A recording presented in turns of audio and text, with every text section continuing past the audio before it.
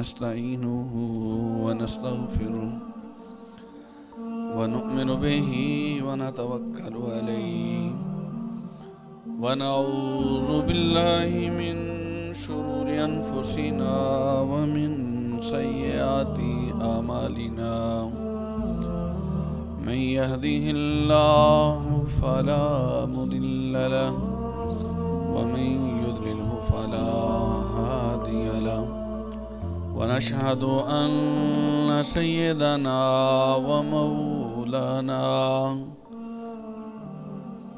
وملجأنا ومأوانا محمدا عبده ورسوله أما بعد أعوذ بالله من الشيطان الرجيم بسم الله الرحمن الرحيم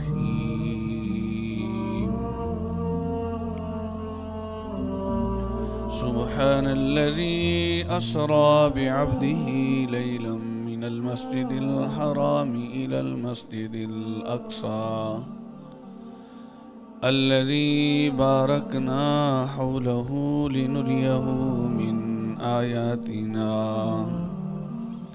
إنه هو السميع البصير آمنت بالله صدق الله مولانا العظيم وبلغنا رسوله النبي الكريم الأمين ونحن على ذلك لمن الشاهدين والشاكرين والحمد لله رب العالمين إن الله وملائكته يصلون على النبي يا أيها الذين آمنوا صلوا عليه وسلموا تسليما پڑھیے الصلاة والسلام علیکہ یا سیدی یا رسول اللہ وعلى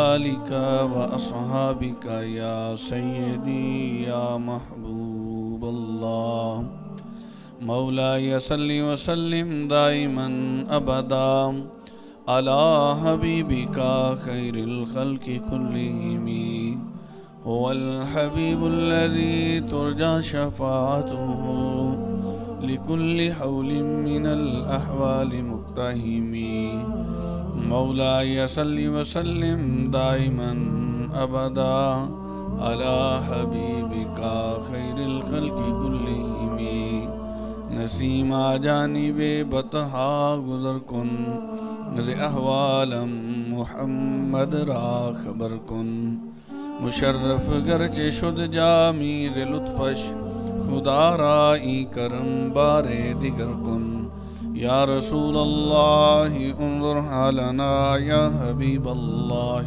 اسمع قولنا اننا فی بحر ہم مغرق خذ ید سہل لنا اشکالنا قد حیلتی ادرکنی یا رسول اللہ قلت حیلتی انت وسیلتی ادرکنی یا رسول اللہ لی خمسة نطفی بها حر الوباء الحاتمہ المصطفى والمرتضى وابناهما والفاطمہ الہی خیر گردانی بحق شاہ جیلانی امداد کن ازرن جو غم آزاد کن در دین و دنیا شاد کن یا غوث العظم دستگیر ما ہما محتاج تو حاجت روا المدد یا غوث العظم سیدہ گنج بخشے فیض عالم مظہر نور خدا ناقصاں را پیر کامل کاملاں را رہنما گنج بخشی ہے تیری مشہور ہم پہ کر کرم کرما کرم دونوں جہاں میں رکھ شرم۔ اللہ تعالیٰ کی حمد و ثنا کے بعد آج کے خطبہ میں سورہ بنی اسرائیل کی پہلی آیہ کریمہ تلاوت کرنے کا شرف حاصل کیا۔ اس آیہ کریمہ کے ضمن میں حضور نبی اکرم نور مجسم شفیع معظم صلی اللہ تعالی علیہ وآلہ وسلم کی معراج مبارکہ کے حوالے سے چند باتیں آپ حضرات کی گوشت گزار کروں گا۔ اللہ تعالیٰ قرآن مجید فرقان حمید کے اسرار و رموز میرے اوپر منکشف فرمائے اور مجھے قوت بیان بھی عطا کرے۔ اللہ تعالیٰ نے جتنے انبیاء کرام بھیجے تقریباً سب کو معراج کروائی۔ کسی کی معراج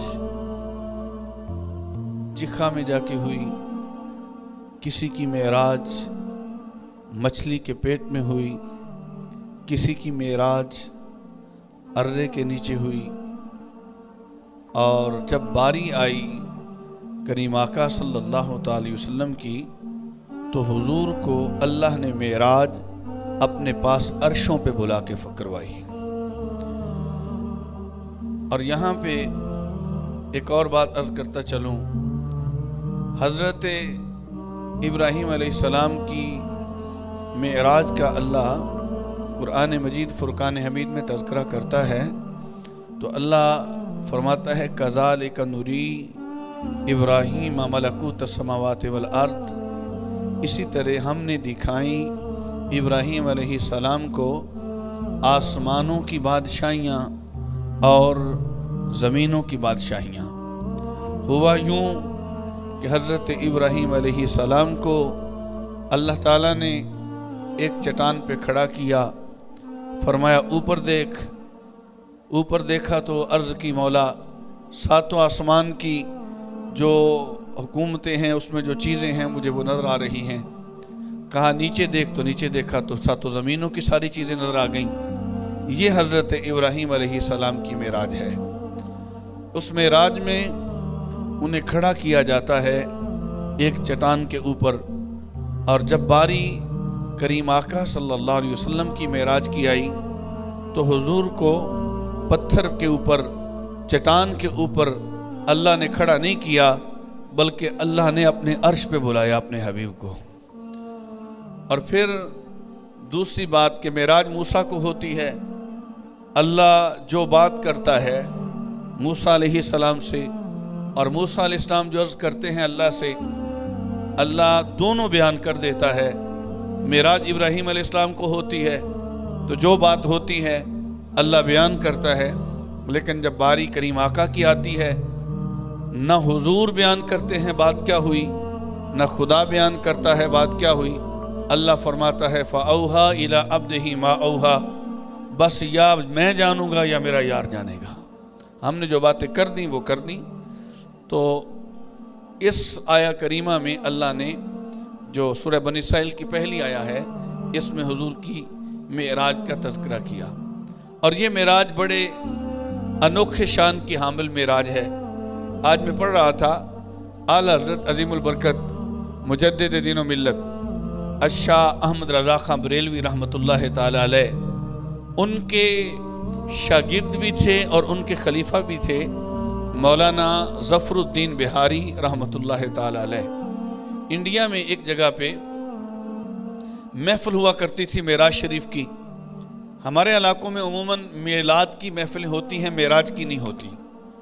تو پہلے اور ادھر سرائکی علاقہ میں نے دیکھا ادھر معراج کی محفلیں بھی ہوتی ہیں، انڈیا میں بھی ہوتی ہیں معراج کی محفلیں۔ تو ایک جگہ پہ حضور کے معراج کا جلسہ، بہت بڑا جلسہ ہر سال ہوا کرتا تھا۔ تو علامہ مولانا ظفر الدین بہاری رحمۃ اللہ تعالی علیہ ہر سال تشریف لے کے جاتے اس جلسے میں، ایک لفظ کے تحت بات کرتے اور 2 گھنٹے تقریباً تقریر کرتے۔ اس آیت کے 12 لفظ بنتے ہیں، تو اس ایک آیت پہ تقریر انہوں نے 12 سال کی ہے۔ ہر سال ایک لفظ پہ تقریر کرتے، اگلے سال اس پہ، اگلے لفظ پہ، اگلے سال اس سے اگلے لفظ پہ۔ تو اتنے اسرار و رموز ہیں اس ایک آیہ کریمہ کے اندر۔ اللہ تعالیٰ نے اس آیہ کا آغاز لفظ سبحان سے فرمایا۔ سبحان کا جو لغوی معنی ہے، ویسے تو اس کا لفظی معنی ہے پاک۔ ہم جب کہتے ہیں سبحان اللہ، اس کا معنی ہے اللہ پاک، لیکن یہ بنا ہے سین بے ہے، اس کا مادہ ہے، اس کا معنی ہے سرعت سے، یعنی تیزی سے تیرنا،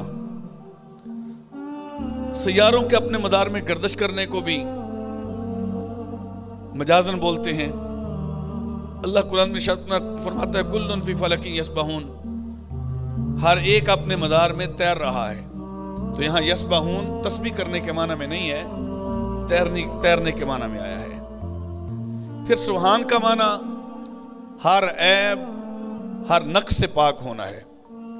یہاں لفظ سبحان اس معنی میں ہے چونکہ اس میں حضور کی معراج کا تذکرہ تھا، حضور کے مسجد حرام سے لے کے مسجد اقصیٰ تک جانے کا ذکر تھا، اور وہ ذکر بھی رات کے تھوڑے سے حصے میں ہے کہ رات کے تھوڑے سے حصے میں لے جانے والا اپنے حبیب کو لے بھی گیا لے بھی آیا. تو ممکن تھا بعض کند ذہن جن کے ذہن نبوت کی شان کو سمجھنے سے قاصر ہیں وہ انکار کرتے کہ یہ کیسے ہو سکتا ہے کہ ایک آدمی تھوڑے سے ٹائم میں اتنا لمبا فاصلہ طے کرے، جائے بھی اور آئے بھی. تو اللہ تعالیٰ نے لفظ سبحان کے ذریعے اس واقعے کو بیان کر کے کہا کہ یہ بات ذہن میں رکھو، جو لے جانے والا ہے وہ ہر عیب سے پاک ہے، ہر نقص سے پاک ہے. تو جو پاک ہے عیب سے، نقص سے، کمزوری سے، کمی سے، کجی سے، کوتاہی سے، وہ لے کے گیا ہے اور وہ قدیر ہے. اور اس کی مثال ہمیں قرآن سے ملتی ہے کہ تھوڑے سے ٹائم میں ایک ہستی جاتی ہے، بڑا لمبا سفر کرتی ہے، پھر واپس آ جاتی ہے. اس کی مثال سورہ نمل میں ہے کہ حضرت سلیمان علیہ السلام کو جب ہدہد آ کے خبر دیتا ہے کہ ملکہ بلقیس اپنے لاؤ لشکر کے ہمراہ آپ کے دربار کی جانب رواں دواں ہے، وہ آ رہی ہے. سلیمان علیہ السلام کی کچہری لگی ہوئی ہے.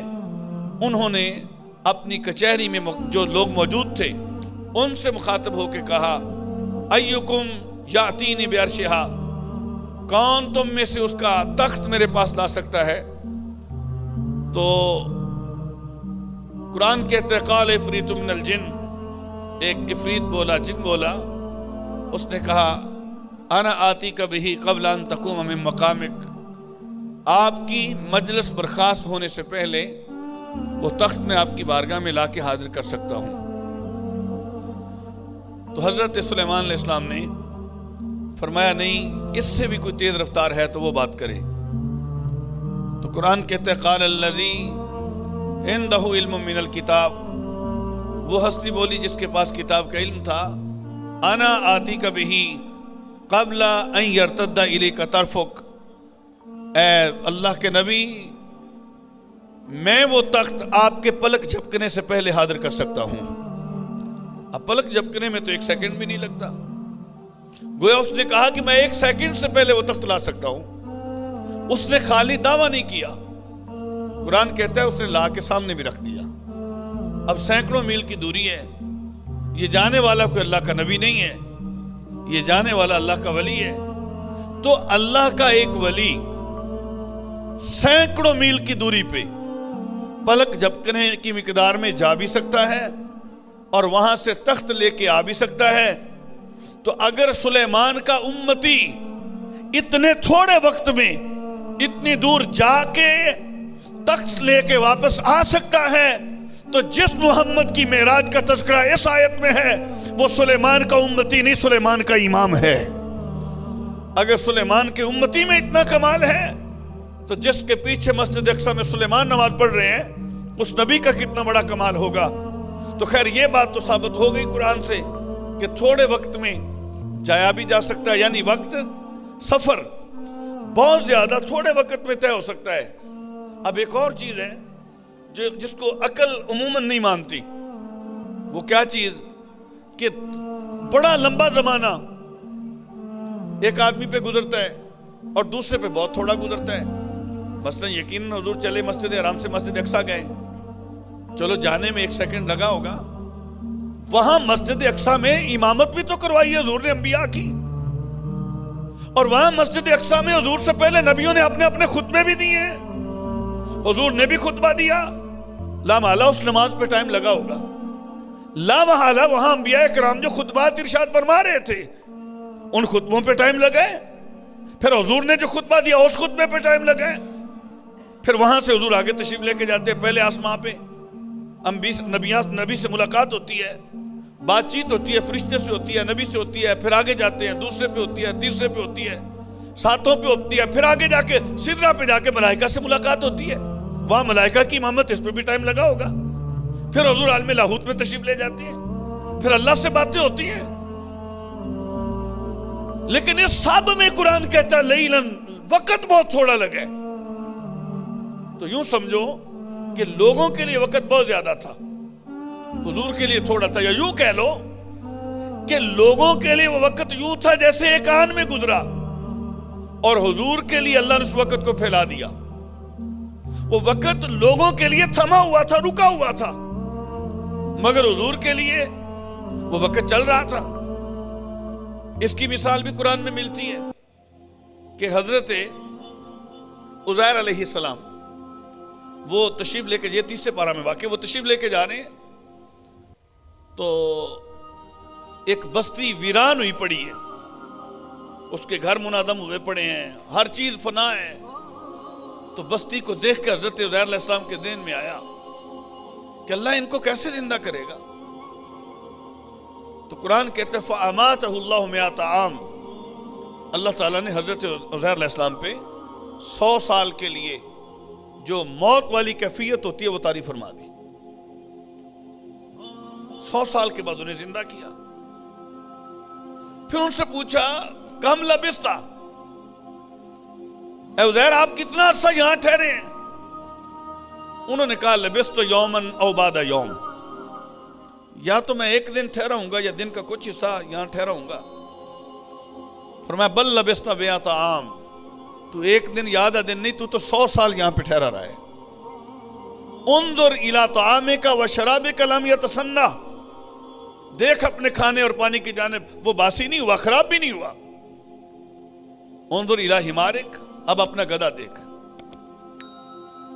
وَلِنَجْعَلَكَ آیَةً لِلنَّاسِ، تاکہ ہم تجھے لوگوں کے لیے نشانی بنائیں۔ گدھے کی جانب دیکھا تو اس کی ہڈیاں بکھری پڑی ہیں۔ اب عمومی طور پہ کھانا جلدی خراب ہونے والی چیز ہے،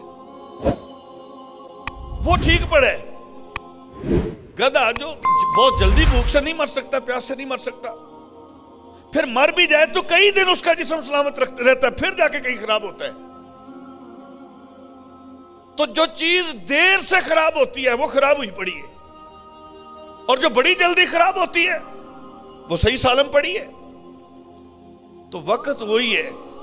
عزیر علیہ السلام کے لیے ایسا تھا جیسے ایک دن یا آدھا دن، کھانے کے لیے بھی ایسا تھا جیسے ایک دن یا آدھا دن، اور عزیر علیہ السلام کے گدھے کے لیے پورا 100 سال گزر گیا۔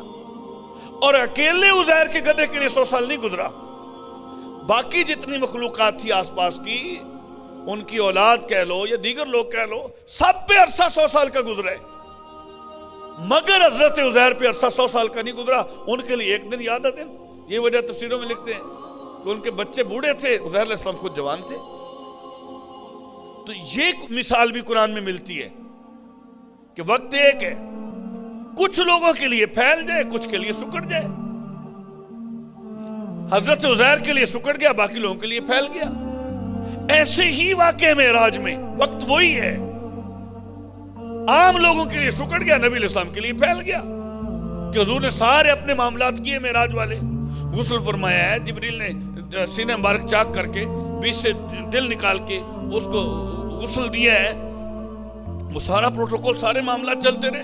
تو حضور کے لیے وقت چونکہ پھیلا تھا، بندوں کے لیے سکڑا تھا۔ تو یہاں قرآن جو بیان کر رہا ہے سبحان الذی اسری بعبدہ لیلاً، تنوین تنکیر کے ساتھ، تو یہ لوگوں کے حوالے سے بیان کر رہے ہیں۔ تو اللہ کہتا ہے سبحان الذی اسری بعبدہ لیلاً، پاک ہے وہ ذات جس نے سیر کرائی اپنے عبد مکرم کو رات کے تھوڑے حصے میں۔ تو بات شروع کی سبحان سے۔ بعض علماء لفظ سبحان کے کئی حکمتیں بیان کرتے ہیں یہاں پہ آنے میں۔ ایک حکمت تو یہ جو میں نے عرض کی کہ لوگ اعتراض کریں تو اللہ نے ان کا منہ بند کر دیا لفظ سبحان کہہ کے کہ یہ لے جانے والا تو میں ہوں،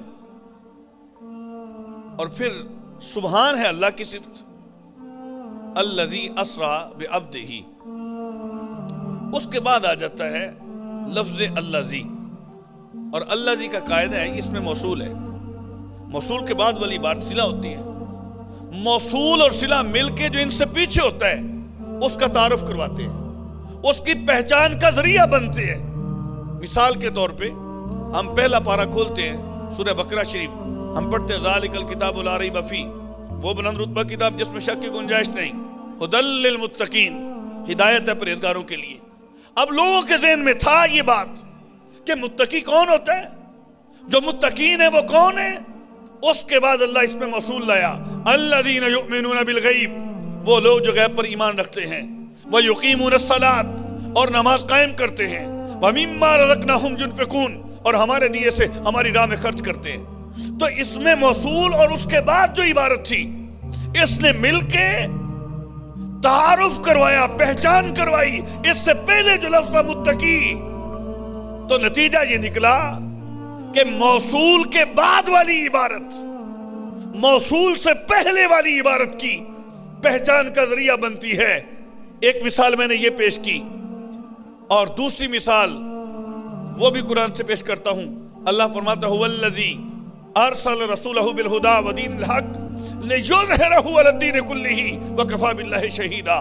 وہ ذات ہوا وہ الذی، جس نے ارسل رسولہ، بھیجا اپنے رسول کو، بالہدی، ہدایت کے ساتھ، ودین الحق، اور دین حق کے ساتھ، لیظہرہ علی الدین کلہ، تاکہ اسے سب دینوں پہ غالب کر دے۔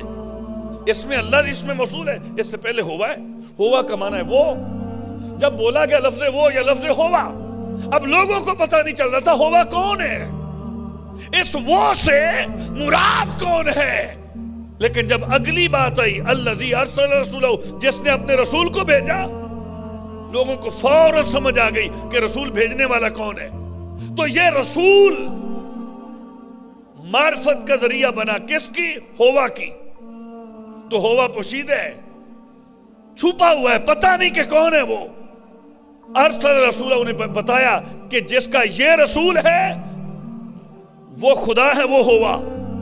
تو یہاں جیسے الذی اور اس کے بعد والی عبارت نے پچھلے کی پہچان کروائی، جیسے متقین میں الذین یؤمنون اور اس کے بعد والی عبارت نے متقین کی پہچان کروائی، ایسے سبحان چھپا ہوا تھا، کسی کو نظر ہی نہیں آیا کبھی بھی، اور نہ نظر آتا ہے۔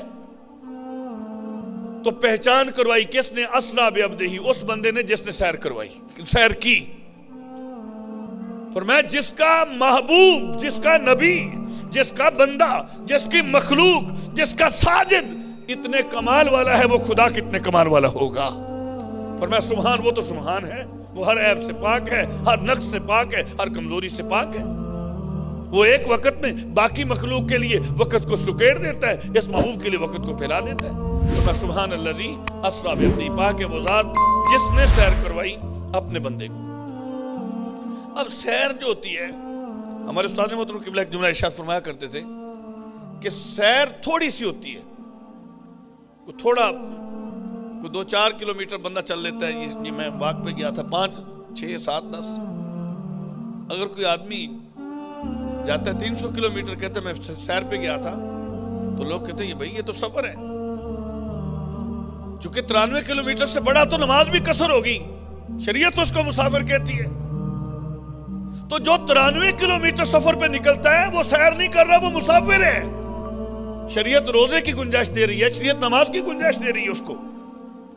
تو ایک آدمی 93 کلومیٹر کے فاصلے پہ نکلتا ہے تو وہ سیر نہیں کر رہا، وہ مسافر ہے۔ تو جو مسجد حرام سے چلتا ہے مسجد اقصیٰ جاتا ہے، پھر مسجد اقصیٰ سے نکلتا ہے پہلے آسمان پہ جاتا ہے جو 500 سال کی دوری پہ ہے، پھر وہاں سے چلتا ہے دوسرے پہ جاتا ہے جو اس سے 500 سال کی دوری پہ ہے، پھر آگے 7ویں تک، یوں ہر آسمان دوسرے سے 500 سال کی مسافت پہ ہے، سدرہ پہ جاتا ہے، وہاں سے لامقام پہ جاتا ہے، پھر وہاں سے واپس آتا ہے۔ اتنا سفر کیا، اللہ کہتا ہے سفر نہیں یہ سیر ہے۔ کیوں؟ تو ساسا فرمایا کرتے تھے جملہ، فرمایا سفر دھمکی کا لفظ ہے اور سیر محبت کا لفظ ہے۔ سفر کہ فلاں کو سفر ڈلوا دیا، فلاں حکومت نے فلاں کو سفر کروا دیا، سفر دھمکی کا لفظ ہے، سیر محبت کا لفظ ہے۔ تو اللہ محبوب کے لیے جب بھی لفظ بولتا ہے دھمکی والا نہیں بولتا، اللہ محبوب کے لیے محبت والا لفظ بولتا ہے۔ فرمایا سبحان الذی اسریٰ، واقع وہ ذات جس نے سیر کروائی بعبدہ ہی، اپنے بندے کو۔ اور ایک جملہ بڑا قابل توجہ کر طلبہ توجہ فرمائیں تو ان کے لیے، اسریٰ یہ لازم کا باب نہیں، یہ متعدی ہے۔ اس کا صلہ آگے بن رہا ہے بعبدہ میں با جا رہا، یعنی یہ سیر کرنے والا خود نہیں گیا،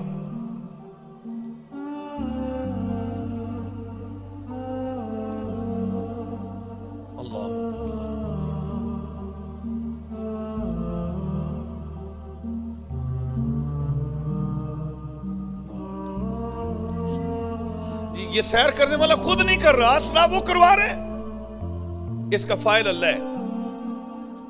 اس سے بڑھ کے شان کیا ہوگی کہ، اور یہ بات ذہن میں رکھیں، کبھی بھی فاعل فعل سے جدا نہیں ہوتا۔ فاعل بولیں، فاعل فعل سے جدا، فاعل فعل کے ساتھ رہتا ہے۔ اب فعل ہے سیر، اور مفعول جس کو سیر کروائی جا رہی ہے وہ ہے محبوب، اور سیر کروانے والا ہے فاعل خدا۔ تو یہ اسرا کا فاعل خود کو بنا کے اللہ گویا بتا رہا ہے کہ مسجد حرام سے لے کے اقصی تک، وہاں سے لامکہ تک، واپس پھر ام ہانی کے گھر تک، ہر لمحے خدا مصطفیٰ کے ساتھ رہا ہے۔ ایک لمحے کے لیے بھی خدا نے مصطفیٰ کو تنہا نہیں چھوڑا۔ اسرا بھی عبدی، سیر کروائی اپنے عبد کو، اپنے بندے کو۔ تو عبد جو ہے یہ ایک حضور کی صفت ہے، اور یہ صفت ویسے تو اگر ہم عام طور پہ دیکھیں تو بڑی عام صفت ہے کہ ہر بندہ اللہ کا بندہ ہے۔ وہ مومن ہے تو تب بھی وہ عبد ہے، وہ کافر ہے تب بھی عبد ہے، بلکہ ہر مخلوق اللہ کی عبد ہے۔ میں قرآن کی آیتیں اگر وقت کے دامن میں گنجائش ہوتی تو میں ہائی لائٹ کر کے لایا تھا، میں پیش کرتا آپ کے سامنے۔ ہر شے عبد ہے۔ تو عبد ایک عمومی صفت ہے، عبد ہونے میں میں بھی برابر، آپ بھی برابر، آپ سب عبد ہیں، میں بھی عبد ہوں۔ لیکن لفظ نبی یہ خصوصی صفت ہے، لفظ رسول یہ اس سے بھی خاص صفت ہے، اور امام الرسل یہ اس سے بھی خاص صفت ہے۔ یا اللہ اتنا بڑا پروٹوکول دے رہا ہے اپنے حبیب کو کہ مسجد حرام سے خود لے کے جاتا ہے، وہاں اپنے پاس بلاتا ہے، اپنا دیدار کرواتا ہے بے حجاب، محبوب سے بغیر کسی پردے کے باتیں کرتا ہے، اور صفت عبودیت کا تذکرہ کرتا ہے، جو بڑی صفتیں ہیں حضور کی، خاتم النبیین ہونا، نبی ہونا، رسول ہونا، خاتم الرسل ہونا، ان میں سے کوئی وصف بھی بیان نہیں کرتا، عبد بیان کرتا ہے۔ تو اس سے متعلق مفتی احمد یارخا نعیمی نے بڑا کمال جواب دیا۔ وہ فرماتے ہیں رسالت بھی حضور کی صفت ہے اور عبدیت بھی حضور کی صفت ہے، لیکن رسالت حضور کا عہد ہے اور عبدیت حضور کی صفت ذاتی ہے، نبوت حضور کا عہد ہے۔ جب کوئی بندہ کسی دفتر میں جاتا ہے، کسی اپنی کرسی پہ منصب پہ بیٹھتا ہے، تو وہاں اس کو نام سے نہیں پکارا جاتا، وہاں اس کو عہدے سے پکارا جاتا ہے، اور جب گھر میں آتا ہے تو تب عہدے سے نہیں، تب نام سے پکارا جاتا ہے۔ تو جب حضور ادھر سے ادھر تشریف لا رہے تھے تو رسول بن کے آ رہے تھے، نبی بن کے آ رہے تھے، تو یہ منصب تھا، یہاں حضور کو عہدے سے پکارا گیا۔ اللہ نے جب بھی پکارا فرمایا یا ایھا النبی، یا ایھا الرسول، یا ایھا المدثر، یا ایھا المزمل، طٰہٰ، یاسین، تو عہدوں سے پکارا۔ اب حضور چونکہ جا رہے تھے واپس اپنے دیس میں، اپنے گھر میں، تو اللہ نے فرمایا اب عہدے وہیں رہیں گے، اب تم میرے پاس آ رہا ہے، تجھے تیرے ذاتی نام سے پکارا جائے گا، تجھے تیرا ذاتی وصف عبدیت اس سے پکارا جائے گا۔ اللہ اکبر۔ اور دوسری بات کہ عبدیت حضور کو پسند تھی، جو چیز حضور کو پسند تھی اللہ نے اس نام سے حضور کو پکارا۔ اور علامہ محمد اقبال قلندری لاہوری وہ فرماتے ہیں کہ یہاں چونکہ عام عبدیت کا تذکرہ ہی نہیں ہے، یہاں خاص عبدیت کا ذکر ہے۔ اللہ نے عبد کو مطلق چھوڑا ہی نہیں، شروع میں بار پہ جارہ لگایا، آخر میں ضمیر کی جانب اس کی اضافت کر دی۔ علامہ اقبال سے پوچھا کہ خالی عبد اور عبدہ میں کیا فرق ہے؟ ان کا عبد دیگر، عبدہ چیزیں دیگر، عبد اور ہوتا ہے، عبدہ اور ہوتا ہے۔ این سراپا انتظار، او منتظر، جو عبد ہو وہ انتظار کرتا ہے، اور جو عبد ہو اس کا انتظار کیا جاتا ہے۔ آدم سے لے کے عیسیٰ تک سب نبیوں کو انتظار، جبریل سے لے کے آخری فرشتے تک ہر فرشتے کو انتظار، تو جو انتظار کرے وہ عبد ہوتا ہے، اور جس کا انتظار کیا جائے وہ عبد ہوتا ہے۔ تو اللہ نے حضور کو چونکہ منتظر کے طور پہ پیش کرنا تھا، اس لیے فرمایا سبحان الذی اسریٰ بعبدہ، پاک ہے وہ ذات جس نے سیر کروائی اپنے عبد کو، اپنے عبد خاص کو۔ تو اگلے جمعہ انشاءاللہ ہم گفتگو کا آغاز بھی عبد ہی سے کریں گے کہ عبد کی کتنی قسمیں ہیں اور حضور کس قسم کے عبد ہیں۔ اللہ میری اور آپ لوگوں کی حاضری قبول فرمائے۔ وما علیہ الا البلاغ۔